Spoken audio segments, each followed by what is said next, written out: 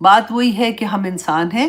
ہمارے لیے رسول اللہ صلی اللہ علیہ وسلم نے یہی طریقہ بتایا تھا کہ ہم اسباب دیکھتے ہیں. ہم دنیا میں جو چیز ہمیں نظر آتی ہے نا، ہم ان کے مطابق ہی فیصلے اپنی زندگیوں کے کرتے ہیں. یا پھر جیسے چور ہے، اگر اس نے چوری کی ہے، اب ہم اس کے دل کا حال نہیں جانتے، وہ اللہ جانتا ہے، لیکن اس نے ظاہری طور پہ تو کیا نا، تو ہم جانتے ہیں کہ وہ چور ہے، تو اس کو سزا اسی کے مطابق ملے گی. تو یہی طریقہ دنیا کا ہے، کیونکہ بہت سی اب چیزیں ایسی ہو گئی ہیں کہ ہم جانتے ہیں لیکن کہتے ہوئے بھی گھبراتے ہیں، ڈرتے ہیں، اور پھر ہمیں کہتے ہوئے بھی گھبراہٹ ہوتی ہے. تو دیکھتے ہیں کہ رسول اللہ صلی اللہ علیہ وسلم نے کیا فرمایا تھا.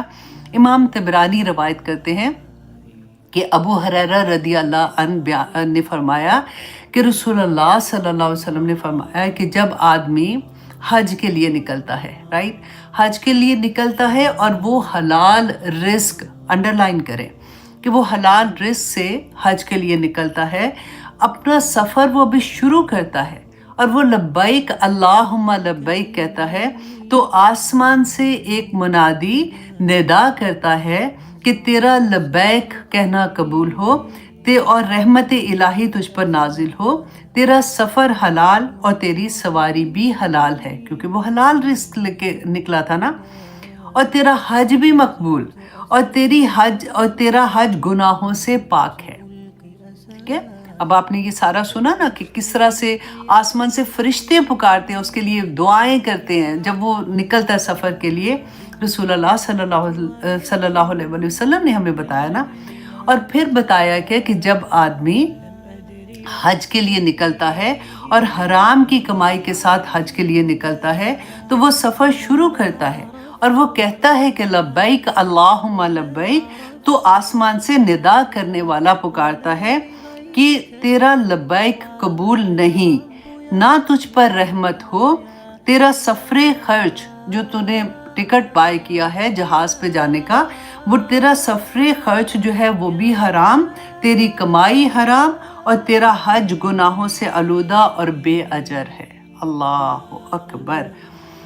تو یہ آپ نے حدیث سن لی ہوگی، آپ اس پہ تدبر کیجئے گا، سوچئے گا، کیونکہ جب ہمیں کوئی حدیث سے جواب ملتا ہے نا، تو اس سے بہتر جواب تو کوئی بھی نہیں ہوتا. تو اللہ سبحانہ تعالیٰ سے دعا کریں کہ اللہ سبحانہ تعالیٰ ہماری کمائیاں حلال کی رکھیں، تاکہ ہمارے بچوں، وہی کہتے ہیں نا کہ بچوں کے پیٹ میں ایک حرام کا لقمہ بھی نہ جائے. اللہ سبحانہ تعالیٰ ہم سب پہ اپنی رحمت نازل فرمائے.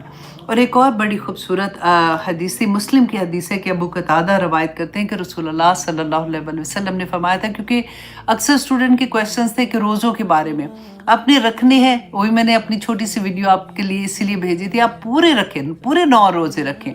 لیکن اگر نہیں رکھ سکتے تو چلے جب آپ کو ہوگا نا کہ آج رکھ سکتی ہوں تو ضرور رکھیے گا، بہت اجر ہے اس کا. اگر کوئی بھی نہیں رکھ سکتے، مشکل ہے، ہر ایک ڈیفرنٹ ہوتا ہے نا، تو پھر 9 ذی الحج کا جو عرفہ کے دن کا روزہ ہے نا، جو آپ کے ملک میں، آپ کے شہر میں جو عرفہ کا دن ہوگا، اس کے دن کا جب آپ روزہ رکھیں گے، تو رسول اللہ صلی اللہ علیہ وسلم نے فرمایا تھا کہ پچھلے سال اور آنے والے سال کے گناہوں کا کفارہ ہو جاتا ہے. اللہ اکبر، کتنی پیاری بات ہے نا، اتنا بڑا روزہ ہے.